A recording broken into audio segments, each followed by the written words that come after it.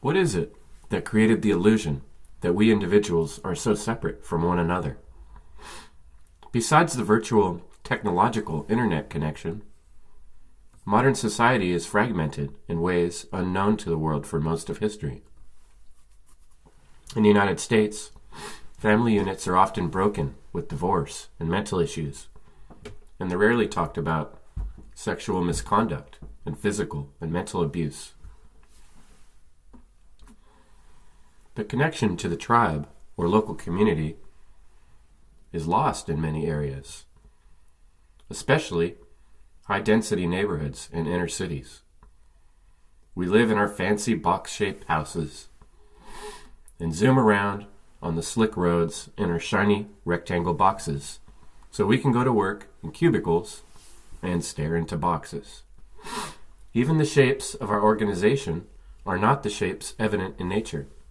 Children are seated in rows rather than circles in school. Punishment begins early with solitary confinement methods, such as detention or getting kicked out of class. Find a square leaf or a box-shaped planet. Where are the rows and columns in nature's wisdom? This section is intended to reignite the knowledge we were all born with. We are part of a larger living system.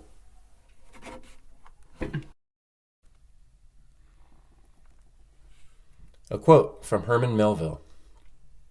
"We cannot live for ourselves alone. Our lives are connected by 1,000 invisible threads, and along these sympathetic fibers, our actions run as causes and return to us as results." How could humans survive without each other? The reality TV show Alone explores the difficulty of being alone and trying to survive. One thing that becomes evident is that loneliness is more of a problem than the survival aspect. Most of us would not survive alone very long if left to our own devices, without the help of other people. Humans are not a solitary species. Part of our joy and well-being depends on our ability to communicate and get along well with other humans. Viktor Frankl said that our deepest desire is to have meaning in our lives. And when you consider what that really means, is in some way or another actively working to help other humans. I myself would really struggle to survive without the help of others. Beyond other humans, we are completely dependent on the plants, animals, and minerals of the earth for our survival. Every part of the tapestry of life is interwoven with the rest.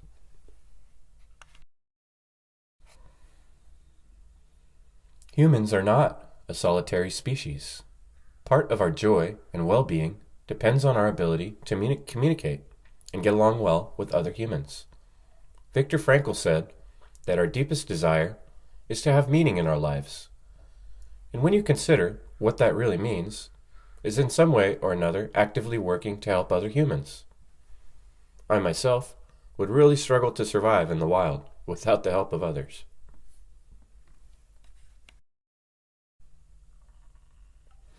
This is an excerpt from the movie called Mind Walk, which is about a philosophy discussion between a poet, a physicist, and a politician. There was much discussed in the film, and I highly recommend it if you have not seen it yet, or even if it's been a really long time.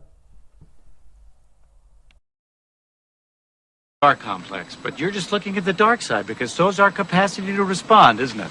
Communications, data banks, technology. We already have the tools to deal with a lot of these problems, even if they are more complex. Candide himself, the eternal optimist. But don't you see that all these new technologies, they're causing more problems than they solve? In medicine, for example, there's been an overwhelming increase in technology, but the costs have spiraled concurrently. It's become medicine for the rich. And public health hasn't improved significantly, although public health would improve dramatically if we just changed our eating habits, for example. But instead, the experts are occupied with making artificial hearts, But if our agribusiness had fed us better instead of chopping down the rainforests in order to make cattle ranches, in order to produce more and more red meat, which is one of the direct causes of heart attacks, then maybe we wouldn't have to spend so much of our money on artificial hearts, and so on and so on. Well, this is all examples of interconnectedness. Examples of interconnectedness. Interconnectedness. All right, supposing that you're right and everything is connected to everything else, as you say. Still, you've got to start somewhere, don't you? So that's the real political question here. Where do you start? By changing the way we're seeing the world. You see, you're still searching for the right piece to fix first. You don't see that all the problems simply are fragments of one single crisis. A crisis of perception. A crisis of perception.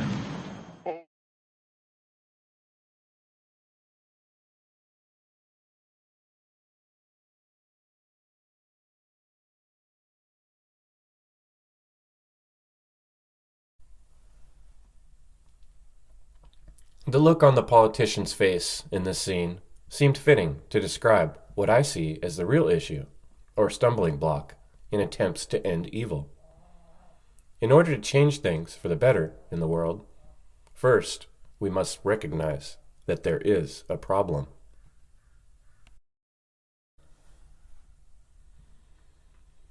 We have to change everything, together, at the same time, the ideals, the institutions, the values. The physicist manages to say in one sentence what is so hard to imagine: the road to changing human experience from evil to goodness. As wild and unlikely as it sounds, if it can be imagined, it can come to fruition.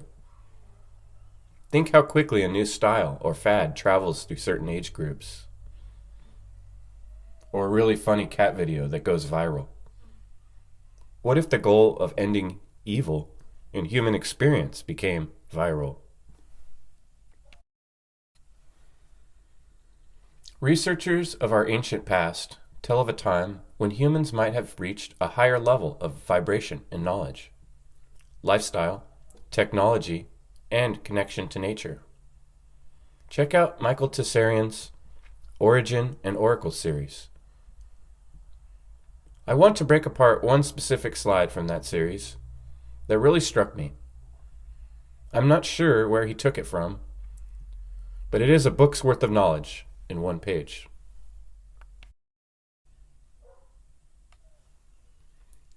What man considers his independence is mere hyper-alienation from himself and from the world. His ability to tolerate such an existential predicament has been increased by the conditioning of the false theocracies which have created intricate surrogate pacifiers for the lost reality which he inwardly misses and creates. Man's attachments to these simulacras become the reasons for further alienation. The spell is broken only for those whose inner voice is heard over the clamor of lies which besiege the brain and the senses from all quarters. Now that was a lot to take in, so let's take it apart in pieces. From birth, as humans, we are born needing the help of other humans, who in turn need the gifts of the fruit of the planet, nature, to sustain their life and the life of the new human child. We are connected as the umbilical cord, like the roots of the tree to the leaves. The symbolism here is representing that the tree of life means all life. Humans, plants, and animals, and life are part of one living system. The tree of life represented man's intimate, umbilical rapport with nature and the universal order. Its forbidden fruit refers to his sustenance by being non-differentiated from nature.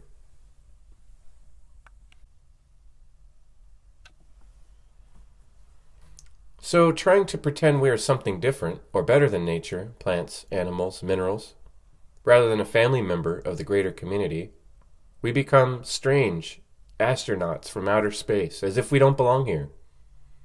Hyper-alienated, creating our own island. The deeper nature of human really can't stand this illusion of separation, this blocking of the natural flow of energy. We create belief systems and rely on temporary, good feelings to make up for the missing feeling of being one with our planet's natural systems, or the all. Like a baby without its mother, we cling at anything we can find and follow it like a baby bird. In steps, the authoritarian structure of religion or government or drugs or alcohol become the surrogate mother. What man considers his independence is mere hyper-alienation from himself and from the world. His ability to tolerate such an existential predicament has been increased by the conditioning of the false theocracies which have created intricate surrogate pacifiers for the lost reality which he inwardly misses and craves. The harder we try to separate from our Mother Earth, the more we are left feeling lost and alone, which in turn causes depression, sadness, anger, fear, confusion, and sickness. It takes a very brave soul to listen through all the chaos, distractions, and illusions, as in the hidden picture, to hear the call of the one true voice of creation. All is oneness. Man's attachment to these simulacra become the reasons for further alienation. The spell is broken only for those whose inner voice is heard over the clamor of lies, which besiege the brain and the senses from all quarters.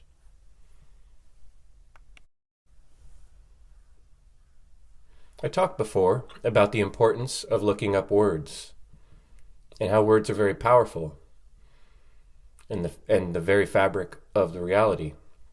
Philosophy is made up of words. So what's interesting is when we start looking at words, there is this sort of secret word magic in it, where words mean things, like spell. Letters are used to spell a word. And in the idea of magic, you would create a spell to enact some change using the physical forces of the universe. Another interesting word, the word itself, word, if you take the S and put it on front of the word, it says sword, which is much like the pen is mightier than the sword. Or, yes, same thing. Another little important thing I took out of the Bible, in the beginning was the Word, and the Word was God, was with God, and the Word was God. So there's a lot of inherent truth meaning in that statement. The word responsibility has two words in it, response and ability. If we do have the ability to respond to a problem, then we have a response ability to do something about it. Now, when you start looking into the mystery schools, esoteric knowledge, which means knowledge held by few, I should say, you find out that the old goofy saying we heard as kids, abracadabra, actually means, or comes from the meaning to mean, what I speak is what I create. So words have power. The world of the unseen creates or sparks the world of the seen and observed. We do this with our spells. We do have this power.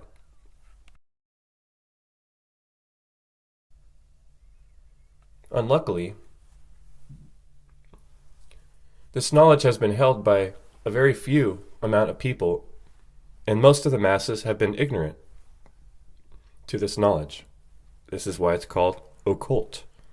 Such knowledge has been deliberately hidden in order to create and maintain a power differential between those who hold it and those who are ignorant of it. An important distinction to make. I mentioned that the occult means hidden in part 2, But here's a more complete definition with some etymology. The occult. The word occult is rooted in the Latin adjective occultus, which means hidden from sight, which comes from the Latin verb occultare, to hide or conceal, to keep secret. Both are in turn derived from the Latin noun oculus, eye. So the picture there shows the iceberg, which is a great metaphor for kind of like the hidden picture thing I'd mentioned before. We see the small caps coming out of the water, but the bigger picture is what's below the water. And that's what we are discussing in the End Evil series. Also, as I listen to myself speaking, that the word cult sounds very similar, but has a very different meaning, as it turns out. The two words do not seem to be necessarily related as far as the root or the etymology, according to a site I frequent called etymonline.com, etymonline.com. A cult basically means an extremist, authoritarian-based religious sect. So that's very different from the occult, the occult. We live in a world of correction, which will continue to correct until there's no defect that needs correction. And this applies to individuals and to nations. We are going to have all kinds of dismal occurrences until we begin to live the principles which we all know to be true. Of the 6 billion people we now have in the world, approximately, probably 4 billion of those people are religious. They believe in some kind of a God. They believe in some kind of a golden rule. They believe in some kind of a table of commandments. They all have the same basic concept, and that is refrain from evil, practice the good, and continue to hope for the future. If therefore we all have this in common, why is it not obvious? Why do people in the name of religion murder each other? Yet they have been doing so from the beginning of time. And they have bred nothing but war, disaster, difficulty, and death. Even today, sorrow is being generated all over the world by fanaticism, self-interest, selfishness, and these things. And what are they? They are simply the extreme examples of a system which is wrong from the beginning. This is the final fruit of wrong thinking, wrong living, and wrong believing. Manly P. Hall points out that it is up to each one of us as individuals to learn to respect the laws of nature in order to bring balance to humanity as a whole. Deep understanding is found in ancient hidden knowledge that we are all connected, and our communal decisions affect the whole of mankind. The way to repair damage in this system is done on an individual level, and then a process of learning and teaching the principles to others that guide our existence. One great, harmonious, happy unity. Except man will not permit it to do this. He insists on endangering it. He insists on damaging a beautiful necessity in order to achieve some cheap success of his own. So as we're coming time now towards the end of this century, the time has come for a more or less careful estimation of what's going to happen. That we are not going to be wiped out, but we are going to be forced to reconsider action which is obviously wrong. The more rapidly we accept this and the more quickly we correct our mistakes, the easier these transitions are going to be. We will not have to suffer some horrible disaster if each of us as an individual that really tries to improve the allotment which was given to us in the beginning. Each of us has a certain magnetic keynote, a certain value, and if we live up to that value, we are safe. If we disrupt that value and fall below its level, we are in danger. And in danger we remain until we correct ourselves.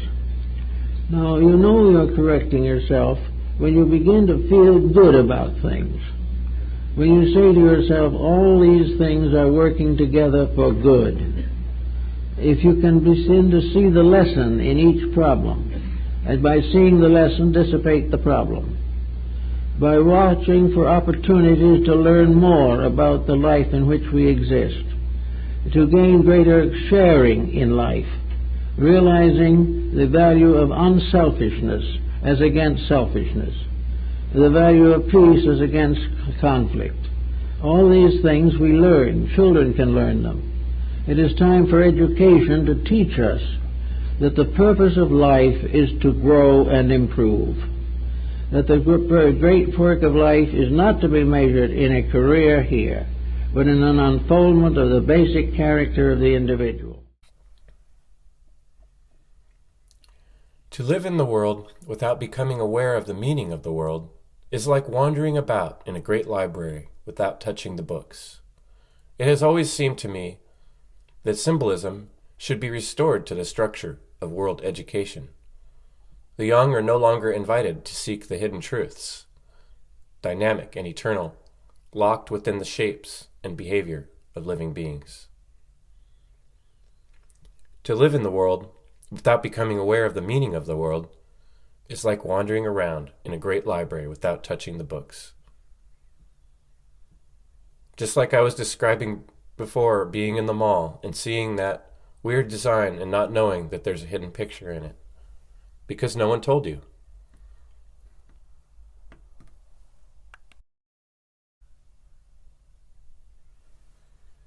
The optimist in me hopes that humans can ignite against the tyrannical force of evil, which threatens to take over, like the Borg in Star Trek. We are the Borg. Lower your shields and surrender your ships. We will add your biological and technological distinctiveness to our own. Your culture will adapt to serve us. Resistance is futile.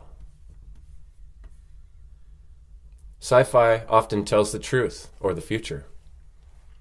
Check out Animal Farm, 1984, A Brave New World, Fahrenheit 451. Authors like Orwell, Huxley, Ray Bradbury, Isaac Asimov, just to name a few. This negative imagery represents the true desire of the evil intentions of the Dark Orders to enslave humankind, which is a shadow version of the true unity which already exists in nature. Some terms to research are globalist agenda, New World Order, the people and their associates who repeat that phrase and their connection to what is called the technocracy. The tentacles of this real plan and conspiracy are right out in the open, but hard to believe, and harder for most to look at with an honest, logical point of view. Another thing to look at is the Trilateral Commission, co-founded in 1973 by David Rockefeller and Brzezinski. And this was an idea introduced in a Bilderberg meeting, which is another important place to see where this type of Borg mentality has been formed for many years.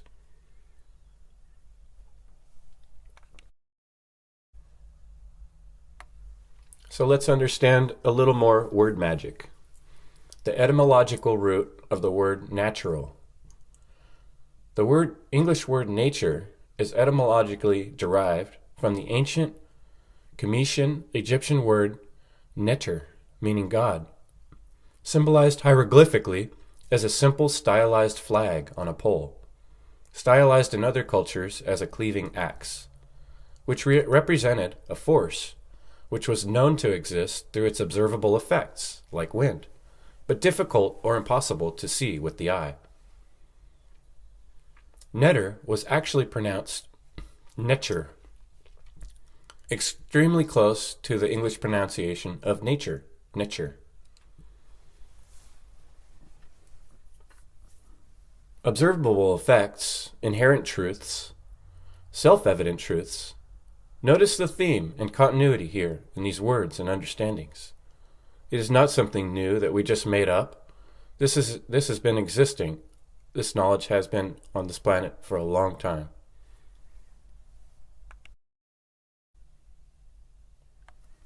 To really sum up the important concept for this section of End Evil, I want to give a chance for Mark Passio to say it better than I think anyone else can.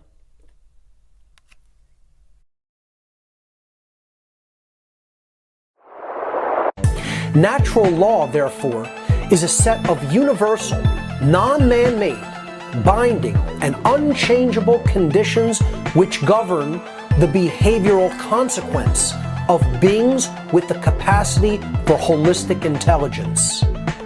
Natural law governs the aggregate or collective free will behavioral choices of entire populations by manifesting the consequences of the behaviors that we choose. The consequences which we receive are always dependent upon whether our chosen behaviors are either moral or immoral, or in other words, right or wrong.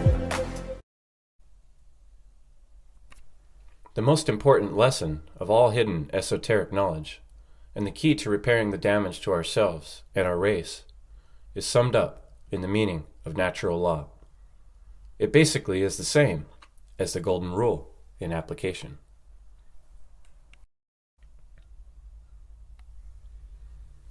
Natural law, equality in rights.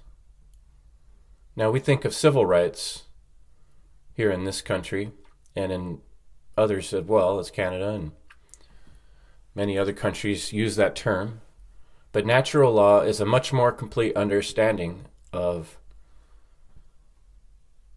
the way things are and could be if we were not working against nature. And that would be that everyone has the same exact rights. No one has any more or less rights than anyone else. Since rights are not created by humanity because they exist objectively and inherently in nature, no human being or group of human beings is actually capable of granting rights to anyone else. Nor is any human being capable of revoking rights from anyone else.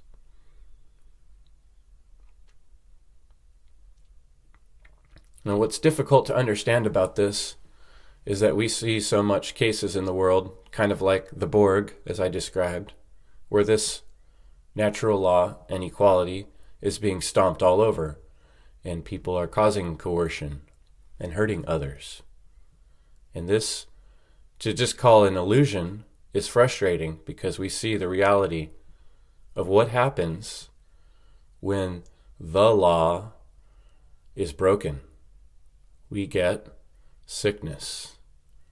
A sickness of the mind and a sickness in reality in the world, in the functionings of how we do things. Who transformed it into scientific theory, into power. He got us keep from single vision and Newton's sleep. William Blake. I'm very impressed.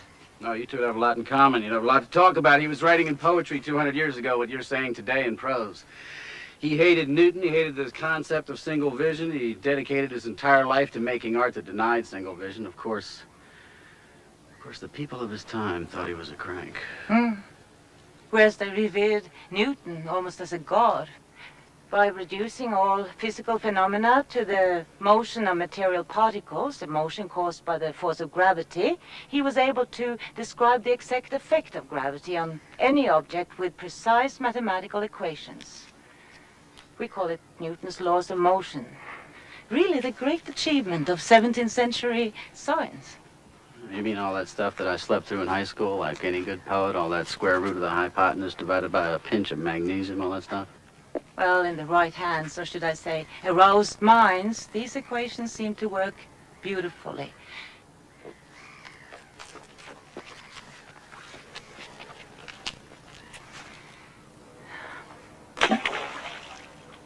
I could use Newton's equations to calculate and explain every motion of that throw, from the ballistic curve to the ripples in the water. See, this was a feat so impressive for the time that Newton's mathematical system immediately established itself as the correct theory of reality, the ultimate laws of nature. Descartes' dream of the world as a perfect machine was now an established fact. It brought with it such a wealth of benefits for people. People could do things they'd never been able to do before. It was irresistible. And of course, the old notions of the world as a living organism was swept away. So what's wrong with Newton? So what's wrong with Newton?